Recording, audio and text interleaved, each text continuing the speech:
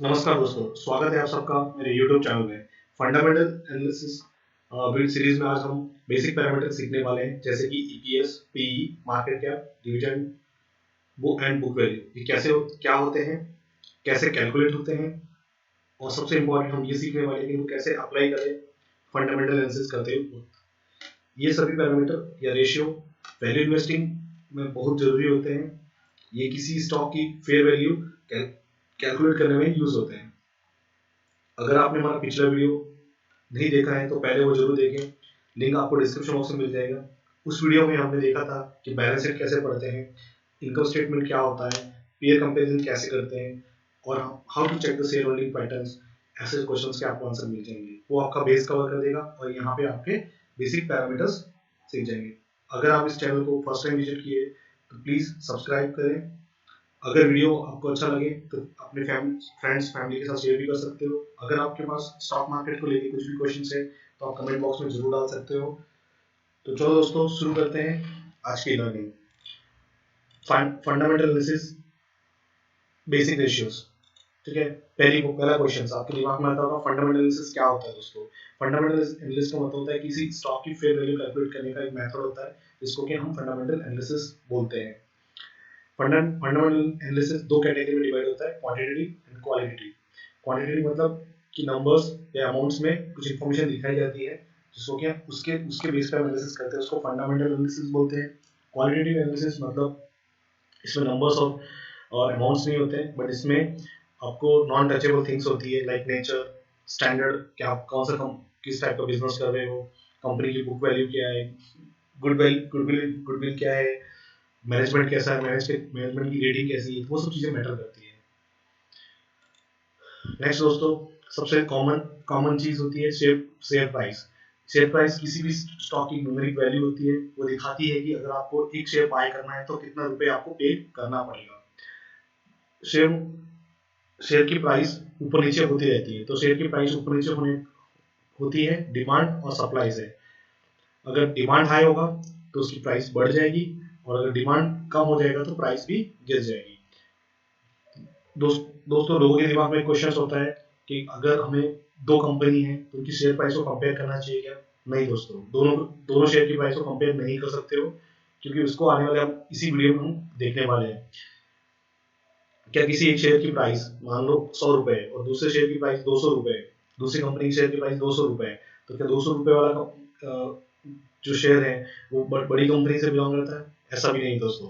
वो भी हम अगले अगले सेट में देखने वाले हैं कि हम कैसे कोई भी कंपनी बड़ी है या छोटी है उसको कैसे हम कैटेगराइज कर सकते हैं, कौन से कैटेगरी में फिट होता है। नेक्स्ट क्वेश्चन आता है दोस्तों, टोटल आउटस्टैंडिंग शेयर क्या होता है।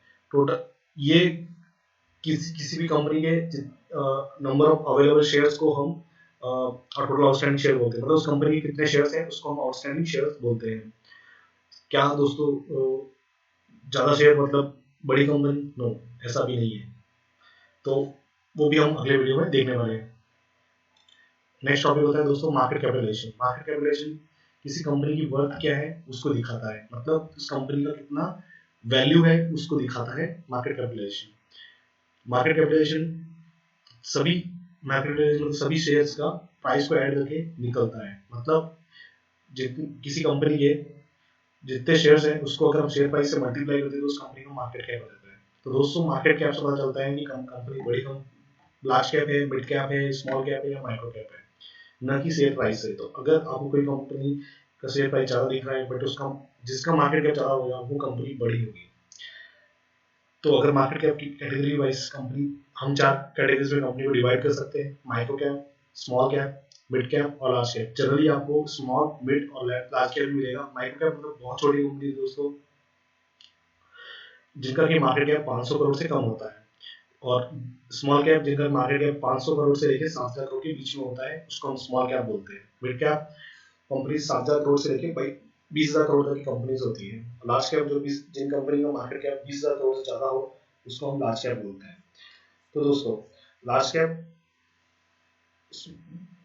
मिड कैप, स्मॉल कैप और माइक्रो कैप को अगर हम कंपेयर करते हैं रिस्क रिवॉर्ड और वॉलेटिलिटी के साथ, तो लार्ज कैप कंपनी हमेशा आपको बहुत कम लो रिस्क रहती है, उसमें रिवॉर्ड्स भी कम मिलता है, मतलब परसेंटेज वाइज गेन भी कम मिलता है और वॉलेटाइल भी कम रहते हैं। तो मतलब आप यहाँ पे अगर कोई नया इन्वेस्टर इन्वेस्ट करना चाहते हैं तो आप लार्ज कैप में इन्वेस्टमेंट कर सकते हैं, काफी डिसेंट रिटर्न मिलते हैं, बट एकदम एक्सपोनेंशियल रिटर्न नहीं मिलते यहाँ पे।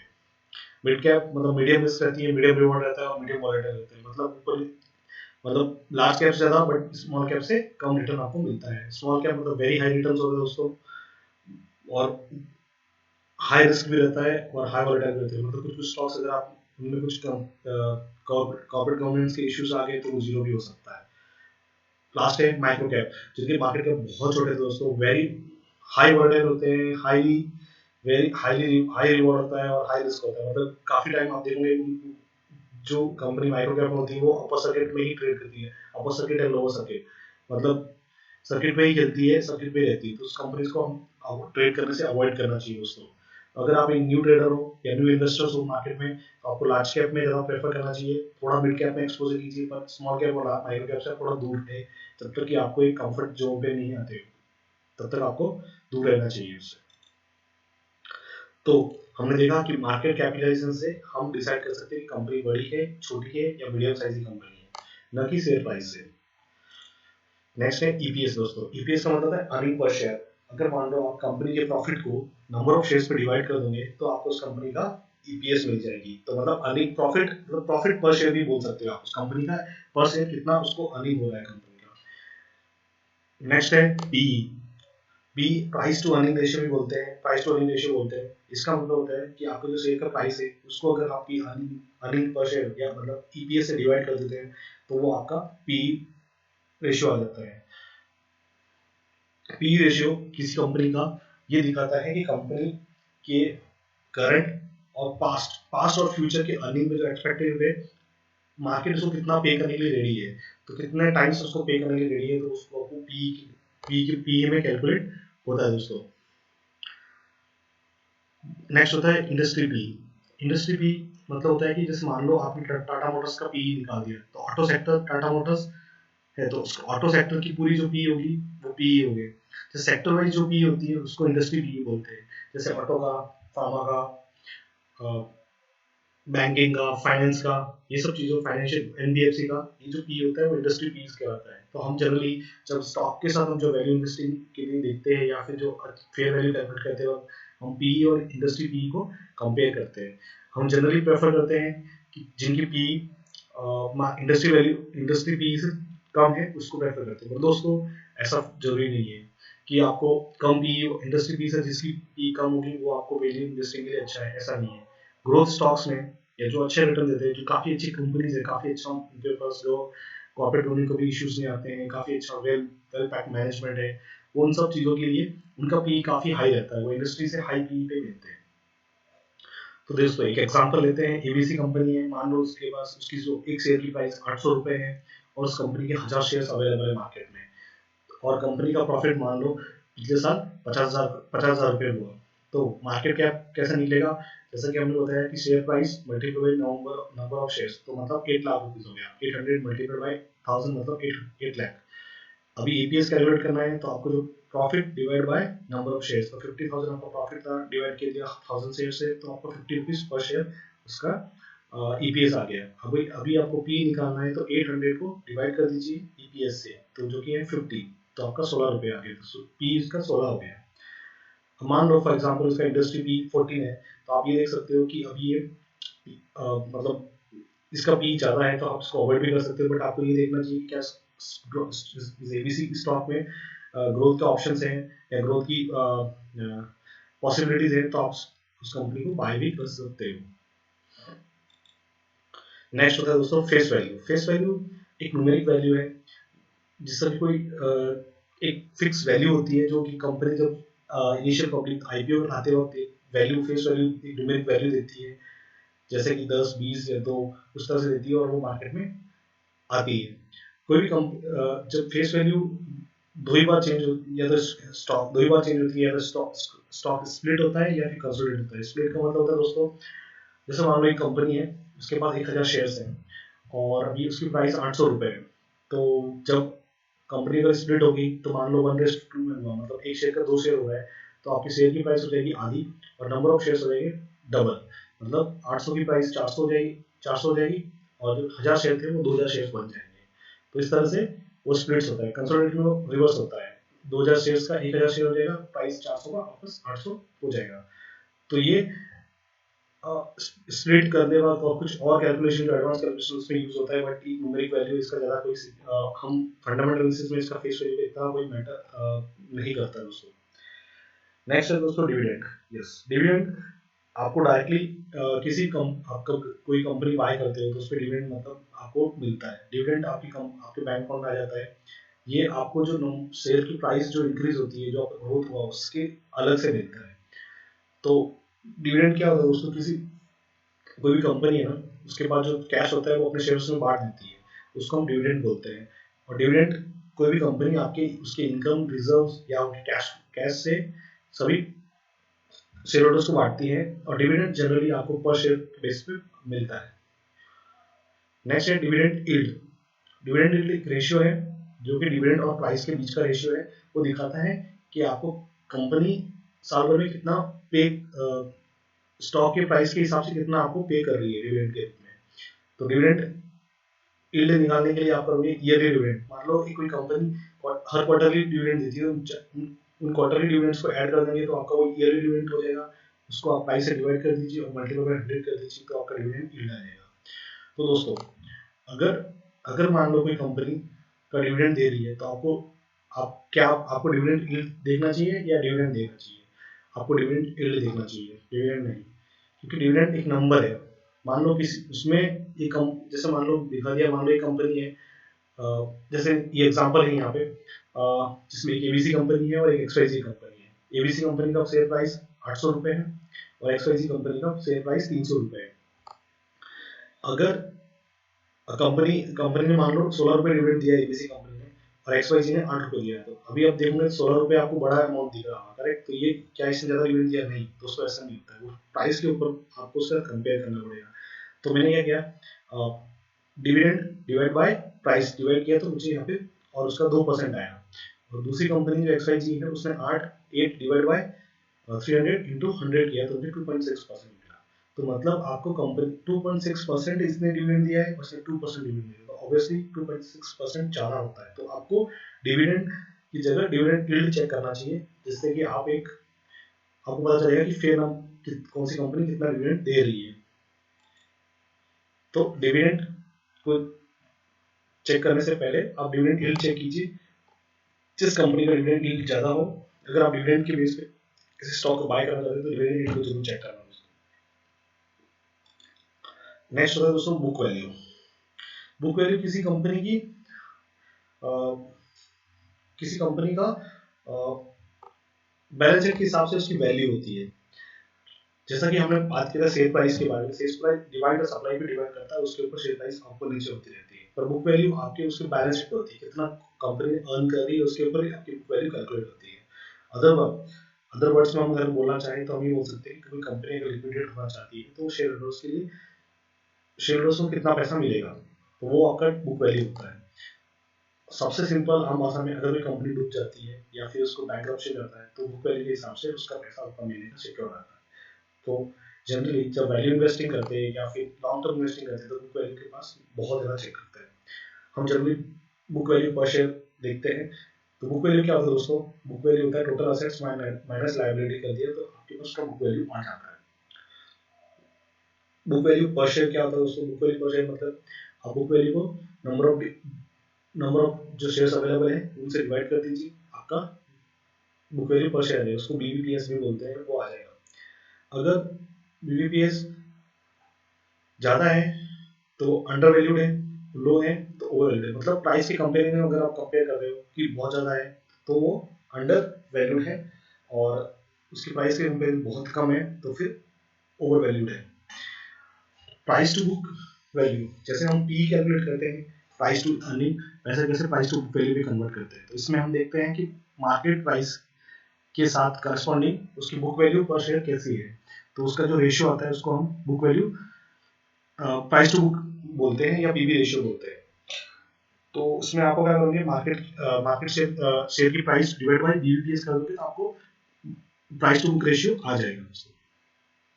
तो आप बुक वैल्यू पर शेयर के बजाय आप पीवी रेशियो आपको देखना चाहिए, जिसमें दोनों चीजें फैक्टर इन हो चुकी है। नेक्स्ट है दोस्तों सेल्स वर्सेस रिवेन्यू। अगर आपके पास कोई भी क्वेश्चन हो शेयर मार्केट के रिलेटेड, किसी भी स्टॉक के लिए आपके पास कुछ ओपन क्वेश्चन हो तो आप कमेंट बॉक्स में जरूर ऐड कर दो दोस्तों, हमारी टीम आपके लिए उस पर आंसर करने की कोशिश करेगी। तो दोस्तों देखते हैं सेल्स या रिवेन्यू क्या होता है। किसी कोई भी कंपनी जो प्रोडक्ट बनाती है, वो प्रोडक्ट, कोई भी कंपनी होती है एक प्रोडक्ट बनाती है, वो प्रोडक्ट बनाती है जो उस प्रोडक्ट के जो सेल करके कितना उसका रिवेन्यू जनरेट हो रहा है, कितना पैसा बन रहा है, उसको हम सेल्स बोलते हैं या रिवेन्यू बोलते हैं फॉर स्पेसिफिक ड्यूरेशन या स्पेसिफिक टाइम बोलते हैं, क्वार्टरली, मंथली, ईयरली, वो वाला उसका रिवेन्यू होता है। दूसरा तो एक्सपेंस, वो टोटल एक्स अमाउंट उसको जनरेट करने के लिए टोटल अमाउंट, मतलब जो प्रोडक्ट बनाने के लिए उसको कितना कॉस्ट पे करना पड़ रहा है, वो रॉ मटेरियल कॉस्ट हो सकता है, एम्प्लॉय सैलरी हो सकता है, office rent and other expenses भी हो सकता है, वो होता है आपको एक्सपेंस बोलते हैं। इसको दूसरे तरीके से हम उसको भी बोलते हैं कि उसको बिजनेस चलाने के लिए कितना खर्चा हो रहा है, उसको हम एक्सपेंस बोलते हैं। प्रॉफिट होता है, नेक्स्ट है प्रॉफिट। प्रॉफिट जो हम सेल्स और रेवेन्यू से अगर आप एक्सपेंस निकाल दोगे, जितना पैसा बचेगा वो आपका प्रॉफिट हो जाएगा। तो प्रॉफिट मतलब रेवेन्यू माइनस एक्सपेंसेस कर दिया, आपका प्रॉफिट आ जाएगा। और जो भी प्रॉफिट आप रन करते हैं उसमें आपको टैक्स पे करना पड़ता है, करेक्ट। तो जो टैक्स अमाउंट क्या होता है, किसी भी तरह का टैक्स आपने पे किया गवर्नमेंट को, चाहे वो जीएसटी हो, वैट हो, ड्यूटी हो या इनकम टैक्स हो, वो सब आपका टैक्स में आ जाएगा। और आपका फाइनल प्रॉफिट आपके हाथ में कितना बचेगा, प्रॉफिट आफ्टर टैक्स बचेगा। तो आपको जितना प्रॉफिट आपका बना है उसमें से आप टैक्स निकाल दोगे, वो आपका पैट कहलाता है या प्रॉफिट आफ्टर टैक्स कहलाता है। ये इसको ही कंपनी का नेट प्रॉफिट बोलते हैं। तो पैट भी बहुत इंपॉर्टेंट होता है। तो चलो दोस्तों देखते हैं कि कैसे हम इसके ये सारे पैरामीटर्स कहाँ से हम चेक कर सकते हैं और क्या कहाँ पे हम लोग ये देख सकते हैं। तो अभी हम screener.com screener.in पे आ गए हैं। आपने देख सकते हो मैंने screener.in का लगा दिया है। अब जैसे मान लो मैं कंपनी सर्च कर लेता हूँ, टाटा स्टील सर्च कर लेता हूँ, ठीक है। तो जैसा कि हम, अगर आपने जैसे इसको सर्च कर दिया, यहाँ पे आपके इन्फॉर्मेशन आना स्टार्ट हो गया, तो आपके पहले देखना, आपको देखना है मार्केट कैप। तो इस कंपनी का मार्केट कैप कैसे है, जैसे मान लो 1,57,000 करोड़ का है, तो ये 20,000 करोड़ से ज़्यादा है, तो ये कंपनी लार्ज कैप का पार्ट है, ठीक है। दूसरा होता है स्टॉक पी, जैसा कि हमने बात किया कि इसका ईपी, ये स्टॉक का प्राइस टू अर्निंग रेशियो है, वो 4.8 है, ठीक है। आरओसी को हम देखने वाले आगे, डेब्ट टू इक्विटी को देखने वाले हैं। इसके बाद बुक वैल्यू, जैसा हमने डिस्कस किया 749, कंपनी का स्टॉक प्राइस कितना है 1289, बुक वैल्यू कितना है 749। तो इससे आप देख सकते हो कि अप्रोक्सीमेटली 1.5 टाइम्स ट्रेड कर रहा है, करेक्ट। इसका हाई लो क्या था, ये हाई लो आपका डे का high and 52 week high and low दिखाता है। डिविडेंड यील्ड की भी हमने बात की थी, डिविडेंड यील्ड जितना था अभी अप्रोक्सीमेटली 2% का कंपनी के प्राइस के हिसाब से 2% के आसपास डिविडेंड दे रही है। फेस वैल्यू न्यूमेरिक वैल्यू जिसको कि अभी इस कंपनी का 10 है, तो आप इसको अभी इग्नोर कर सकते हो। अभी आप यहाँ पे कमेंट्स भी पढ़ सकते हो कि ये कंपनी करती क्या है, इस कंपनी के बारे में आप पढ़ सकते हो, इसका की पोर्टफोलियो क्या है, यहाँ पे आप रिपोर्ट पे क्लिक कर दीजिए, जैसे स्टील बनाती है, वायर्स बनाती है, ये सब कुछ काम करती है, यहाँ पे देख सकते हो। अभी यहाँ पे एक समरी इन्फॉर्मेशन मिलती है कि कंपनी के पास क्या कर रही है, कंपनी ने डेट रिड्यूस किया है, ये सब चीजें यहाँ पे आप देख सकते हो। और यहाँ से आप अपने एक यहाँ पे कंपनी पे लुक तैयार कर सकते हो कि क्या होता है। यहाँ पे आपका ये आपका पीयर कंपैरिजन है, जैसे आपको दिख जाएगा कि स्टील सेक्टर का लार्ज कैप कंपनी है, तो लार्ज कैप कंपनी से आप कंपेयर कर सकते हो, जैसे जेएसडब्ल्यू स्टील है, ये इनसे आप कंपेयर करके आप देख सकते हो कि कैसा ऐसा आपको दिख रहा है, कौन सी कंपनी का पी क्या है, इसका पी क्या है, इसका पी क्या है, और सब चीजें आप कैलकुलेट कर सकते हो। आप क्वार्टरली रिजल्ट्स भी देख सकते हो, जैसा कि हमने देखा सेल्स, सेल्स मतलब रिवेन्यू, रिवेन्यू आप, ये आपका ईयरली रिवेन्यू दिख रहा है। तो इस तरह से आप ईयर वाइज देख सकते हो, लास्ट 10 ईयर का आपको दिखाता है डेटा, इसमें से इतना लास्ट 10 ईयर्स का एक्सपेंसेस है, और जब ये माइनस हो जाएगा तो आपका ऑपरेटिंग प्रॉफिट आ जाएगा, जिसको कि हम प्रॉफिट बोलते हैं।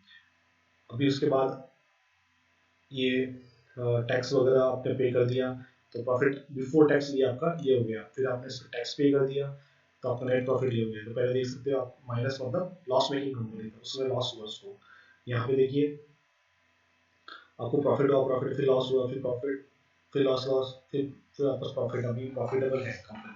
तो लास्ट ईयर को इनको 7,000 करोड़ का, 7,500 करोड़ के आसपास का प्रॉफिट हुआ था, अभी इस बार 37,000 करोड़ का प्रॉफिट होने का एक्सपेक्टेड है। तो ये सब चीज़ें आप देख सकते हो यहाँ से। फिर आप यहाँ पे रिजर्व्स, असेट्स और ये सब चीज़ें आप देख सकते हो, और ऑपरेटिंग कैश फ्लो जैसे कि हमने पिछले वीडियो में देखा था, आपको यहाँ से देखना चाहिए।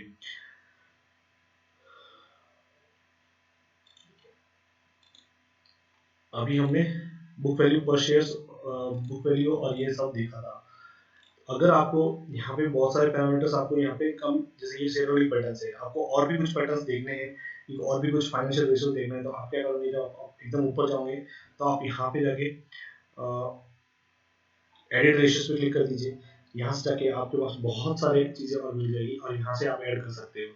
जैसे मान लो मैं यहाँ पे सर्च कर सकता हूँ कि like book value, price to book value, ठीक है, प्राइस टू बुक वैल्यू मैंने ऐड कर दिया और ये मैंने ऐड कर दिया। एनुअल प्रॉफिट है वो सब मुझे देखने की जरूरत नहीं है, और चलो मैं इसको डन कर लेता हूँ एक चीज़ को, ठीक है। सेव क्विक रेशियो कर दिया, तो अभी देखो प्राइस टू बुक वैल्यू आपका यहाँ पे आ गया। तो इससे आप देख भी सकते हो, जैसे कि हमने ये बुक वैल्यू है और इसका प्राइस टू बुक वैल्यू, इसको डिवाइड किया तो इतना आ गया। तो इस तरह से आप देख सकते हो। आप दूसरी कंपनी का भी देखना चाहते हो तो जैसे जैसे मैंने मान लो लास्ट टर्बो इन्फोटेक का डाल दिया, तो आप इस कंपनी में देख सकते हो, ये दिखाएगा LTI इसका कोड है, लास्ट टर्बो इन्फोटेक है। इसका 1 लाख करोड़ के आसपास का मार्केट कैप है। इसकी करंट प्राइस ये है, इसका हाई ये था 52 हाई एंड 52 लो ये था। आप इसका बुक वैल्यू कंपनी कितना है, ये बुक वैल्यू से 13 टाइम्स पे ट्रेड कर रहा है, करेक्ट। तो इस तरह से आप देख सकते हो स्टॉक का पी कितना है, 48 है, करेक्ट। तो यहाँ से आप चीज़ें काफ़ी सारी चीज़ें देख सकते हो। बुक वैल्यू हो गया, फिर आपका फेस वैल्यू क्या है, डिविडेंड यील्ड कितना है, 0.68% है, और फिर उसके बाद उसके पीयर कंपनीज का डेटा देख सकते हो। यहाँ पे फिर आप देख सकते हो कि क्वार्टरली रिजल्ट्स कैसे थे वो देख सकते हो, और प्रॉफिट एंड लॉस देखना है तो कितना सेल्स था, एक्सपेंसेस क्या था, और प्रॉफिट, ऑपरेटिंग प्रॉफिट कितना था ईयर वाइज आप देख सकते हो यहाँ पे। तो ये आपको एक बड़ा ब्रॉडर पिक्चर दे देगा कि किस तरह से कंपनी का ग्रो हुआ है ओवर द टाइम। और फिर आप नीचे जाके आप और बैलेंस शीट्स को भी पढ़ सकते हो, कैश फ्लो देख सकते हो, अदर अदर रेशियोज भी दूसरे भी देख सकते हो, शेयर होल्डिंग पैटर्न देख सकते हो। काफी कंसिस्टेंट शेयर होल्डिंग पैटर्न है, 74% था 2019 में, अभी भी 74% प्रोमोटर्स के पास है। पब्लिक के पास पहले 10% था, अभी सिर्फ 8% बचा है। FIS ने स्टेक इंक्रीज किया है और डोमेस्टिक DIs ने भी इंक्रीज किया है। तो इस तरह से आप बाकी सारी चीजें, पैरामीटर्स, बाकी और फाइनेंशियल रेशियोज आप यहाँ पे देख के आप एक डिसीजन ले सकते हो दोस्तों।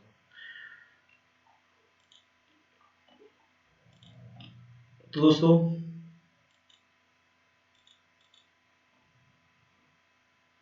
इस तरह से आप अपना वैल्यू ले सकते हो।